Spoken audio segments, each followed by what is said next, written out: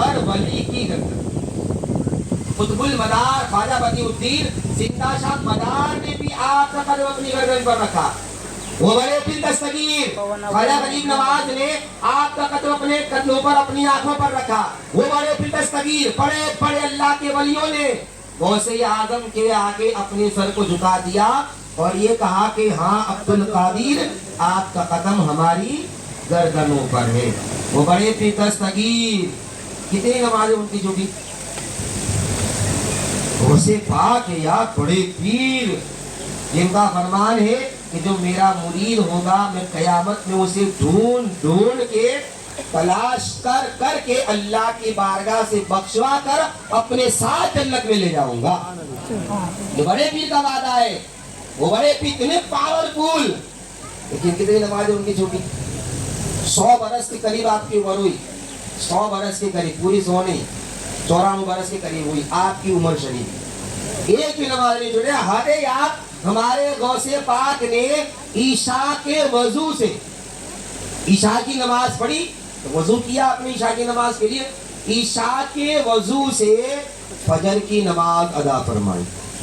مطلب رات کو, اچھا ایک دن نہیں, ایک ہفتہ نہیں, ایک مہینہ نہیں, ایک سال نہیں, بلکہ سرکار بڑے پیر دستگیر غوث پاک نے مسلسل 40 سال تک عشاء کے وضو سے فجر کی نماز پڑھی ہے. یہ ہمارے بڑے پیر دستگیر غوث پاک جن کے دل میں خدا کا اتنا ڈر, جن کے دل میں خدا کا اتنا خوف ہے کہ وہ 40 سال تک مسلسل عشاء کے وضو سے فجر کی نماز پڑھے, کبھی سوتے نہیں. ان کی زندگی کا یہ حال ہے.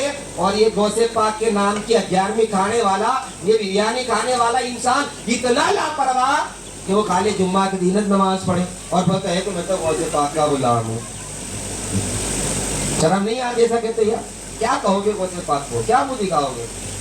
سرکار غوث پاک کا فرمان سنا ہو آپ کو, جو نماز نہیں پڑھتے نا اور جو اپنے آپ کو کہتے ہیں میں غوث پاک کا غلام ہوں, ان کے لیے سرکار غوث پاک کو مانتے ہو تو غوث پاک کی بھی مانو. غوث پاک کو مانتے ہو تو غوث پاک کی مانو.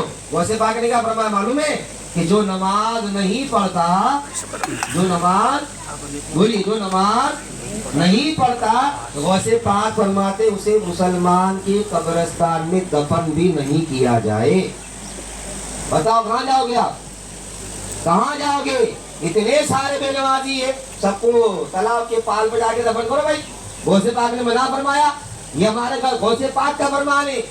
کیوں کہا غوث پاک نے ایسا؟ سنیے, سرکار غوث پاک کے فرمان کی وجہ یہ ہے کہ جب بے نمازی اس دنیا سے جاتا ہے اللہ کے غضب میں قبر کے اندر مبتلا ہوتا ہے. جتنی نمازیں چھوڑی اس کا عذاب, اس کی قبر میں آگ بھڑکا دی جائے گی, اسے آگ کا لباس پہنا دیا جائے گا, اسے آگ کی زنجیروں سے باندھ دیا جائے گا, اسے فرشتے آگ کے گرزے سے ماریں گے, کبھی وہ زمین میں دھسا دیا جائے گا, کبھی اژدہا اسے نوچ کے باہر نکالے گا. ایسا خطرناک عذاب قبر میں بے نمازی کو دیا جاتا ہے. اس لیے غوث پاک نے فرمایا کہ بے نمازی کو ایسے قبرستان میں دفن مت کرو تاکہ اس کی وجہ سے دوسرے مسلمان کو قبر میں تکلیف نہ پہنچے. مسلمانوں لہذا اپنی قبر کی تیاریاں کرے. زندگی فنا ہے, ایک دن چلی جائے گی. ساتھ میرے یار کچھ لے کر نہیں جاؤ گے. یہ دنیا کی جاہو جلالی, یہ دنیا کا عیش و آرام, یہ ہمارا خوبصورت بدن ایک دن ڈھل جائے گا. آپ نے دیکھا ہوگا نا کل تک کس کے چہرے کتنے حسین تھے, آج مرجھا گئے. کیا ہوا؟ عمر بڑھ گئی. کل تک جن کے حسن کے چرچے تھے آج وہ مرجھا گئے. کل تک جن کی طاقت کے چرچے تھے آج ان کی ہڈیاں کمزور ہو گئی. میرے یار آہستہ آہستہ ہم قبروں کی طرف بڑھ رہے ہیں. آہستہ آہستہ قبر کی طرف ہم جا رہے ہیں. زندگی ہماری گھٹتی جا رہی ہے. کوئی کہتا ہے کتنی عمر بڑھ گئی, عمر بڑھ گئی, گھٹ گئی. ارے اتنے سال ہم قبر کے نزدیک ہو گئے. ٹھیک ہے, ابھی میں 44 سال کا ہوں, پتہ نہیں کتنے سال کی میری زندگی ہے. جتنے سال کی زندگی لے کر آیا ہوں اتنے سال میں 44 تو کٹ گئے, یہ تو گھٹ گئے یار. بڑا کسے جاتا ہے کہ 70 لے کے آیا ہو 75 ہو جائے تو بڑی کہوائے. पंचोत्तर लेके आया हो, 110 बढ़ जावे, 85 हो जाए, तुझे कहता बढ़ गई, ये तो घटती जा रही है। कल बच्चा था, जवान हो गया, कल तक काले बाल थे, अब सफेद बाल हो गए, कल तक आंखें तेज थी, आज चश्मे लग गए, कल तक कान तेज थे, आज मशीन लग गया, कल तक ऐसे सुनता था, अब ऐसे सुनने लग गया, कल तक ऐसे देखता था, अब ऐसे देखने लग गया, कल तक यूं खड़ा रहता था, अब यूं खड़ा होता हो गया। ये सब क्या है?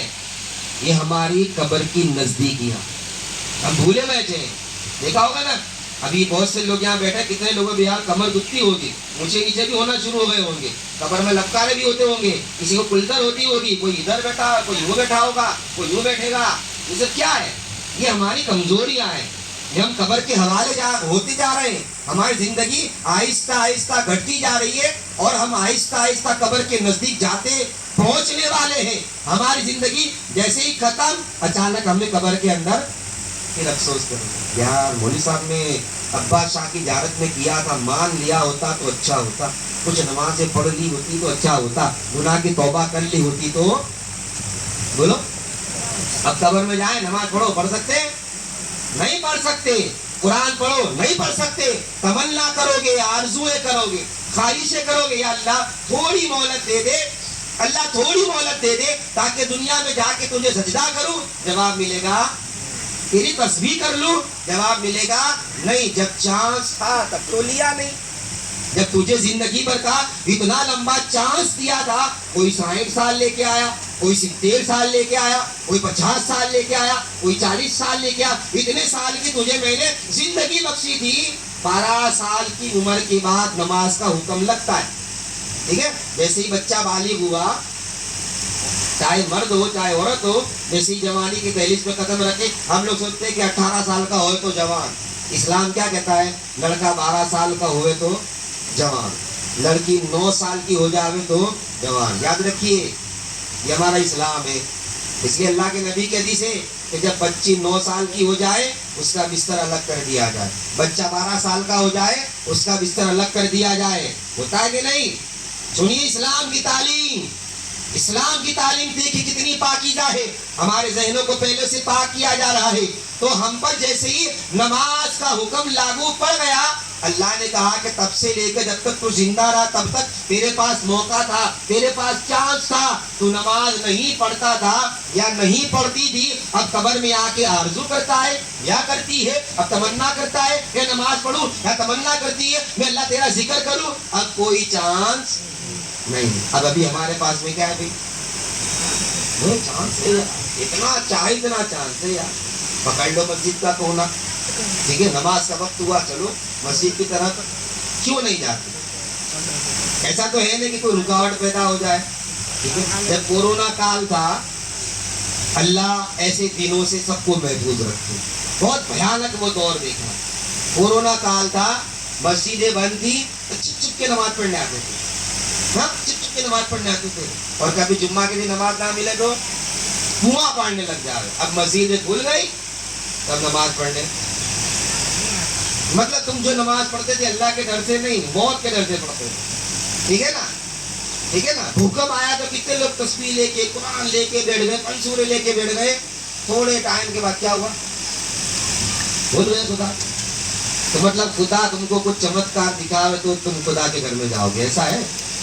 ऐसा है भाई? अभी अल्लाह ज़लज़ले पैदा कर दे, अभी अल्लाह बड़ी बड़ी आलीशान बिल्डिंगों को एक पल में जमीन के हवाले कर दे, आसमान से आग बरसे, पत्थर बरसे, ज़लज़ले पैदा हो जाए, खुदा का गज़ब आ जाए, तो तुम मस्जिद में जाके नमाज पढ़ो। ऐसा है ना भाई? ऐसा है नहीं ना? तो अल्लाह के लिए नमाज पढ़ो, अल्लाह के लिए सजदा करें, अल्लाह के हुजूर में झुक जाएं। याद रखिए, जिंदगी जब खत्म होती है ना, उस वक्त सारे पर्दे हट जाते हैं। अभी आप चाहते कि मरने के बाद किसने देखा? अरे भाई, मरने के बाद ही देखना है। हाँ, अभी तेरी आंख में इतनी ताकत है कि तू फरिश्तों को देखे, जिन्नात मामों को देखे तो भाग जावे, बीमार पड़ जावे, ठीक है ना? अगर घर में अकेला है, ठंडी हवा चली, कुछ गया यहाँ से, कुछ गुजरा यहाँ से, इतने में तो तेरी हवा टाइट हो जाती है, इतने तो डर जाता है। सोचो, फरिश्ते दिख गए तो क्या करोगे? वो जहन्नम का आजाद तेरी नजर के सामने आया तो क्या करोगे? आप कब्रिस्तान जाए। अभी चंद दिन पहले मैंने एक वीडियो देखा था, एक कब्र टूट गई, اس کے اندر بہت بڑا اجگر نظر آیا. اب اللہ سے ہم دعا کرتے ہیں اللہ جس کی بھی قبر ہو اسے اپنی رحمت کے سائے میں جگہ دے. بہت بڑا اجگر, بہت بڑا اجگر قبر کے اندر گول گول گول گول گھوما. اب وہ خدا کا عذاب تھا یا اور کوئی تھا اللہ ہی بہتر جانے, لیکن یاد